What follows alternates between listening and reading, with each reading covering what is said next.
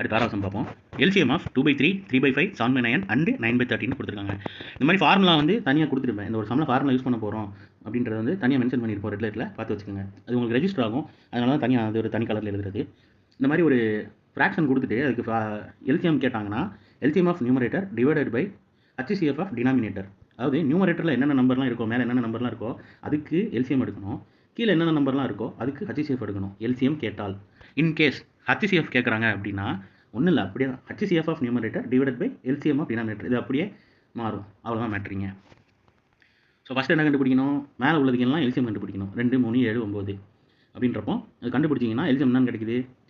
126 கிடைக்கும். ரெண்டு நம்பராக நீங்கள் மல்டிப்ளை பண்ணி நம்ம மேக்ஸ் பொறுத்தவரை கேர்லெஸ் மிஸ்டேக் தான் நிறைய பேருக்கு நிறைய நடக்கும். டிஎன்பிஎஸ்சியில் கேர்லெஸ் மிஸ்டேக்னால ஒரு மார்க் 2 மார்க் போகும். பொறுமையாக 1 வர வரை செய்யுங்க எல்சிஎம்லாம்.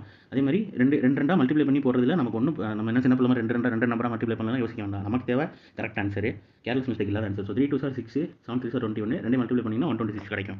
ஸோ எல்சிஎம் கண்டுபிடிச்சாச்சு.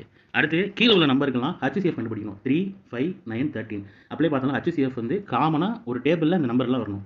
3, 5, 9, 13 4 சேர்ந்து ஒரு எந்த டேபிளே வராதுன்றப்போம். அதோட HCF வந்து 1ன்னு எடுத்துக்கலாம். அதனால் HCF 1ன்னு எடுத்தாச்சு. ஸோ ஃபார்முலா படி LCM of numerator divided by HCF of denominator போட்டோம்னா 126 டிவைடட் பை 1 ஈக்குவல் டு 126 கிடச்சிரும்.